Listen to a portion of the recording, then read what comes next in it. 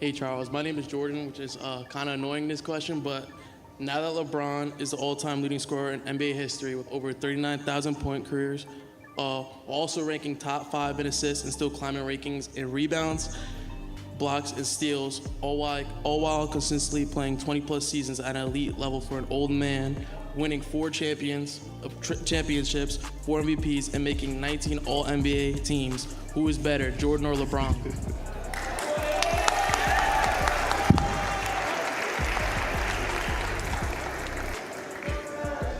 You know, those are some incredible stats. They are. Those are some incredible stats.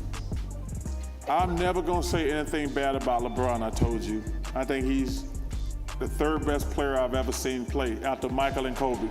Why is ring culture so much more prevalent in the NBA than in other sports? Yeah, it's funny, I don't know. I don't know why it's discussed so much in our sport and why it's the A-all, B-all of everything. But you have to really play hard. Does that hurt you physically? No, because when I play hard all the time. You know, there's no turn it on here, turn it off here. It's just 110% at all. LeBron James's superfan walked up to Charles Barkley fully locked in, dead sure he had the perfect case to end the GOAT debate forever. Every stat memorized, every accolade loaded up, confidence on 10 like the numbers alone would shut the whole conversation down instantly. But what Barkley said next cracked that argument wide open and showed exactly why it doesn't fully hold up. The stats-only case for LeBron starts falling apart the second it gets challenged by someone who actually watched both eras in real time. This wasn't a loud TV hot taker chasing clicks or clout. Barkley battled MichaelJordan at his absolute peak, then spent decades watching LeBron night after night from the broadcast booth, and he has zero reason to twist what his own eyes saw. I love LeBron. I'm not gonna say anything bad about him. He didn't go to college for 3 years. You have to factor that in also. He had a 3-year head start on Michael. Okay, since you want me that. So, I'm gonna just give a couple of things about, if he wanted to do it fair, he would say, well, how many games did Michael Jordan play compared to LeBron? By the time Barkley finished speaking, the whole room felt it. Everyone realized spreadsheets and highlight reels don't tell the full story. The points he dropped shifted the entire energy and forced people to rethink how they've been framing this debate for years. Picture the moment. Barkley is hosting a fan Q&A, calm vibe, when this guy steps up to the mic and his name just happens to be Jordan. The irony alone made heads turn and people lean in instantly. You could tell this fan came ready for war. He had straight courtroom energy, like he was delivering a final closing argument. Stats started flying fast. Over 40,000 career points, all-time scoring leader, top 5 in assists, still stacking rebounds, blocks, and steals. And actually, if you look at the numbers, Michael actually had 5,000 more points in his career, same number of games. 5,000, which is 2.5 NBA seasons. But you have to factor in, Michael went to college for 3 years. And if you remember, he broke his foot his first year, and he retired for 2 years. So if Michael went to the NBA 3 years sooner, not missed his rookie year with a broken foot, and not retired for 2 years, he would be the all-time leading scorer. 22 seasons of elite basketball, 4 championships, 4 MVPs, and 21 All-NBA selections on paper. Those numbers hit hard. The crowd buzzed because that resume looks bulletproof, almost impossible to touch. How do you argue against the all-time leading scorer who's also top 5 in assists? How do you ignore 21 All-NBA teams across 2 full decades of dominance? The fan wraps it up and basically puts Barkley on the spot, demanding an explanation for how anyone could compete with those credentials. That's when the energy shifts completely. Can I say one thing? Sure. Did you ever look at how many shots Michael Jordan took and how many shots LeBron took? I did not. Michael Jordan. They were both gunners. Michael Jordan took way more shots. Well, that was his job. You know, it's all about winning championships and winning. And it's just basketball. At the end of the day, it's just basketball. Barkley pauses, calm and collected, like a teacher about to break down something painfully simple to a student who thinks they cracked the code. The first thing out of Barkley's mouth shocks the fan because he doesn't attack LeBron at all. He gives full respect. Says those stats are insane, LeBron is unreal, one of the greatest he's ever seen. Straight respect. Then comes the first real bomb. Here's the one stat Warriors fans really don't like hearing. LeBron jumped straight to the NBA at just 18, skipping college entirely. Meanwhile, Jordan spent 3 full years at North Carolina before going pro, and that alone handed LeBron a 3 to 4 year head start from day one. Every single counting stat on LeBron's resume comes with thousands of points, rebounds, and assists that Jordan never even had a shot at stacking because he was still grinding in college. That's when Barkley flips the whole debate with one brutally simple question. If you actually want a fair comparison, why not look at how many points each guy scored in the same number of games played? That's where the raw totals stop looking so impressive and the real story starts leaking out. When you line it up that way, Jordan scored roughly 5,000 more points than LeBron in the same number of games. That's about 2.5 full NBA seasons worth of buckets. Barkley keeps pushing harder. Jordan broke his foot early in his career and basically lost a season. Then he walked away for 2 full years to play minor league baseball. Add those seasons back in and everything shifts fast. If Jordan entered the league at 18, stayed healthy, and never stepped away, he'd likely be sitting alone at the top of the all-time scoring list right now. So and let me tell you something. LeBron, we compare him favorable to Magic Johnson. He's a more of a triple threat than Michael was. I'll agree with that. But let me ask you a question. I want you to be honest with me in your heart. all right. If you had one game and you said, I need to win game 7, would you want LeBron, Michael, or Kobe in one game win all? LeBron. Okay. No debate. And suddenly the fans had nothing left to say. Once you adjust for extra seasons, the massive gap LeBron built disappears completely. The math doesn't just close the gap, it flips the argument the other way. But Barkley wasn't done yet. Another stat came up on Inside the NBA that genuinely stunned him. This one wrecks the longevity argument completely. Jordan recorded 562 games with 30 or more points across just 15 seasons. LeBron, after 22 seasons, sits at 559. 7 extra years still weren't enough to catch him. Your love of the game is still there. I can feel it from you, right? How did that love of the game fuel your career? It was the basis of my career. My love of the game within my contract, which, I'm pretty sure most contracts now, I'm actually positive now, don't have that clause within the contract where... You had a clause in your contract. Love of the game contract, right, that if I was driving with you down the street and I see a basketball game on the side of the road, I can go play in that basketball game. And if I get hurt, my contract is still guaranteed. I love the game so much that I would never let someone take the opportunity for me to play the game away from me. It might not be in the team's best interest, in your best interest to play all 82. Is that something you thought about at all since you made the goal? That's a goal, but we'll see. I'm available to go and be in the pro. If OBJ shows up, he might score. When Ernie Johnson mentioned that stat, Barkley's face said it all. He straight up called it astonishing. Playing that many more seasons and still trailing Jordan in pure scoring explosions just doesn't sit right. That one number destroys the idea that longevity automatically equals greatness. Jordan wasn't just stacking points over time. He was taking over games regularly. He averaged 30.1 points per game, the highest in NBA history. LeBron sits at 27.0. Jordan won 10 scoring titles. LeBron has 1.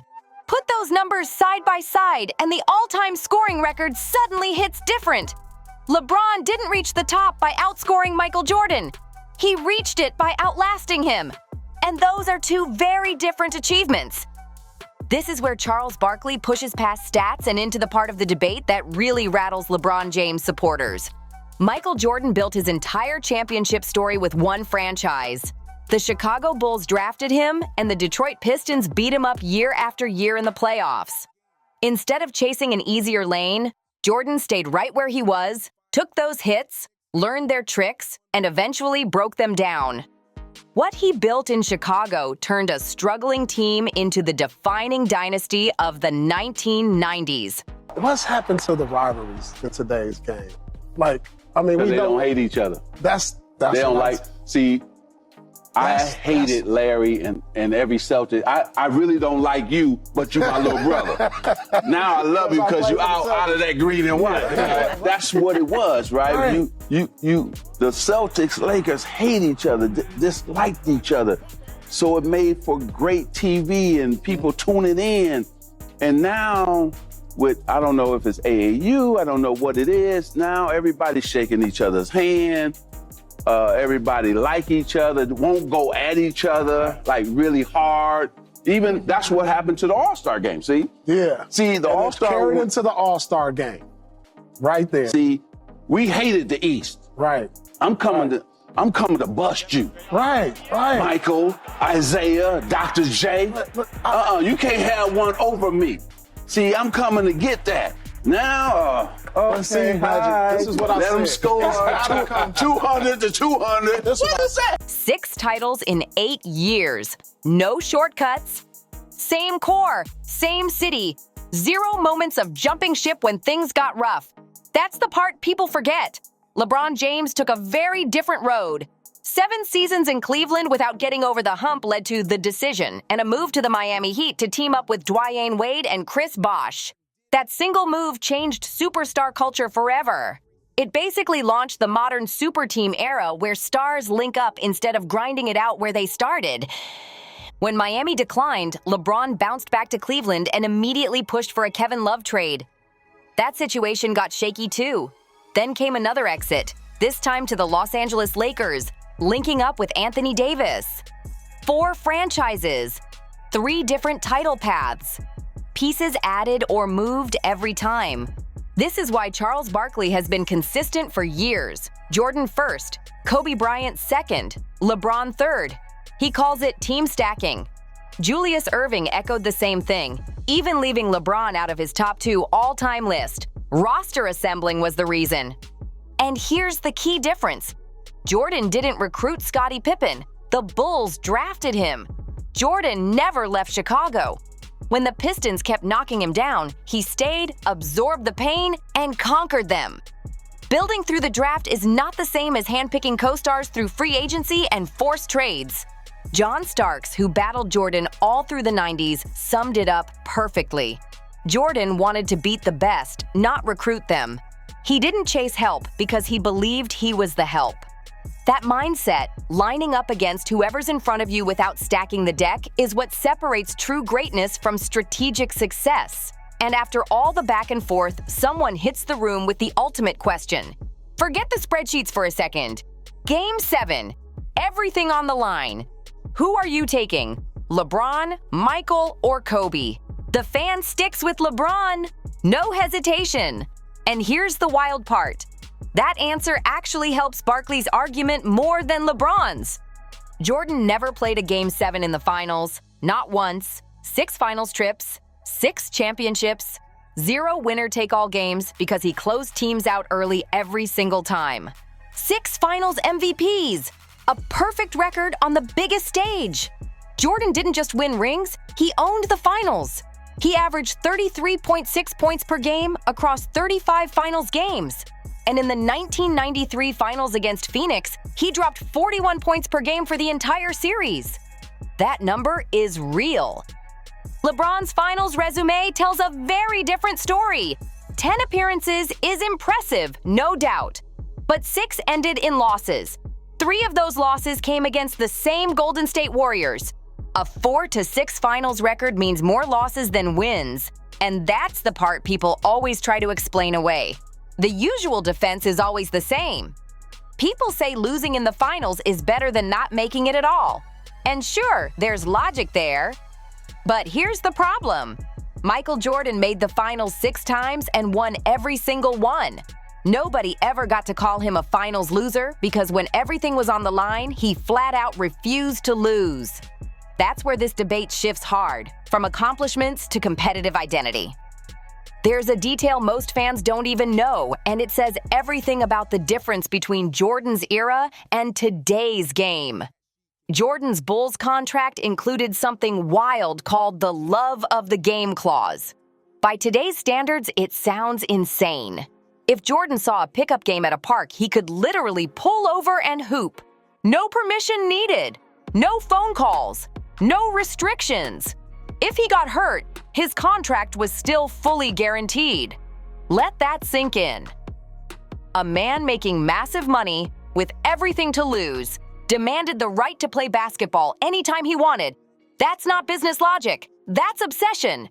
Today's NBA works the opposite way. Stars can't ride motorcycles. Insurance rules ban half their lives. Risk is controlled at every level. Playing pickup today without approval gets you fined, benched, or worse. The entire system exists to protect the investment and keep players bubble-wrapped until tip-off. Inside that system, stars sit out at historic rates. Jordan played all 82 regular season games multiple times during his career. LeBron James, across 22 seasons, has done it exactly once. That contrast matters? Jordan's final season with the Washington Wizards at age 40 makes it even crazier. He played every single game while averaging 37 minutes a night. That workload would literally lead the league today.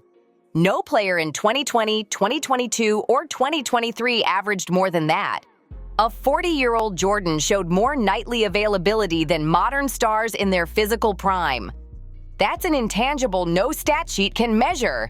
Jordan showed up every night, treating each game like a personal challenge to prove he was the best on the floor. LeBron's approach leans toward long-term body management, choosing spots carefully and stacking numbers over time. Neither mindset is automatically wrong, but one creates undeniable dominance, while the other creates impressive longevity. And history always remembers dominance louder. What should really worry LeBron supporters is that Charles Barkley isn't standing alone.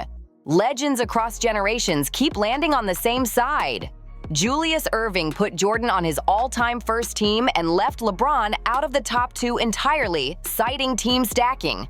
Stephon Marbury went even further. He said he doesn't see how LeBron can rank above Jordan when he doesn't even put him above Kobe Bryant. That drops LeBron into third place, even within his own era. And when Magic Johnson says the modern game doesn't carry the same competitive fire his era lived on, that's where things get real uncomfortable. Back then, the tension was real. Magic Johnson and Larry Bird didn't just compete, they hated losing to each other.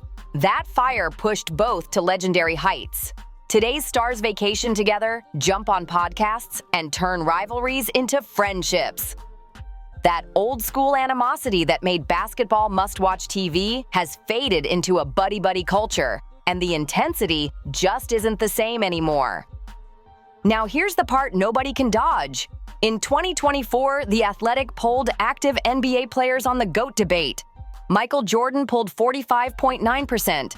LeBron James landed at 42.1%. These aren't retired legends with old grudges. These are current players, and they're still leaning toward a guy who last played over 20 years ago. That tells you how the league really sees this debate when nobody's playing to the cameras. Line up the accomplishments, and the picture sharpens fast. 6 championships for Jordan, 4 for LeBron. But the real gap shows up in finals results. Jordan went 6-0 on the biggest stage. LeBron sits at 4-6. Jordan never experienced defeat in the finals, not once. MVPs stretched the gap even further. Jordan won 5 regular season MVPs in fewer seasons, showing a sharper, more dominant peak. In the finals, he won 6 finals MVPs for 6 titles, every ring. Best player on the floor every single time. LeBron has 4 finals MVPs matching his 4 championships, and that contrast speaks loud. Scoring titles make it even uglier. Jordan won 10. LeBron won 1. That means Jordan finished as the league's top scorer in 10 different seasons. Nobody in NBA history has ever matched that level of sustained offensive dominance. Defense widens the gap again. Jordan earned 9 all-defensive first-team selections.